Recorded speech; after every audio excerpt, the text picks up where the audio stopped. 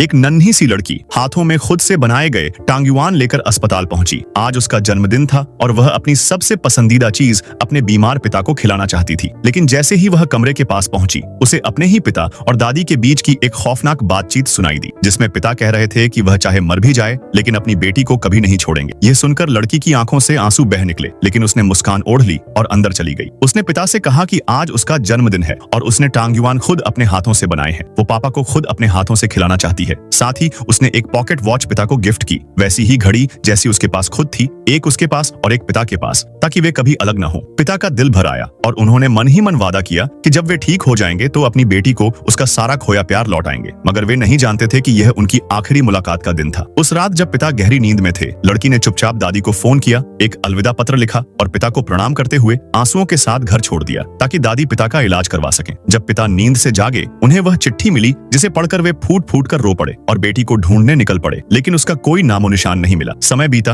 पूरे 12 साल। पिता अब एक बड़े कारोबारी साम्राज्य के मालिक बन चुके थे, लेकिन बेटी की याद हर रोज उनके दिल को छलनी कर देती। उनके पास अब भी वही घड़ी थी जो बेटी ने दी थी। उधर लड़की मामा के घर चली गई थी, जहां उसे न प्यार मिला न अपनापन। वह घर के सारे काम करती और पढ़ाई के लिए बांस की टोकरियां बनाकर पैसे कमाती। तमाम कठिनाइयों के बावजूद उसने हार नहीं मानी और पूरे राज्य में टॉप किया। वह इस साल की बोर्ड टॉपर बनी। लेकिन मामा की बेटी का रिजल्ट धोखाधड़ी के कारण रद्द हो गया था, तो मामा ने योजना बनाई कि अपनी बेटी को असली टॉपर की जगह भेजेगा। उधर लड़की के टॉप करने की खबर जब उसके असली पिता को मिली तो वे चौंक गए। नाम भी वही था, शू लिंगलिंग। उन्हें यकीन हो चला कि यही उनकी खोई हुई बेटी है और वे तुरंत गांव के लिए रवाना हुए और जल्दबाजी में बेटी की दी हुई वॉच टेबल पर भूल जाता है। तभी उसका सेक्रेटरी उसे उठा लेती है, लेकिन मामा को भी यह जानकारी मिल गई थी कि उसकी पिता आने वाला है।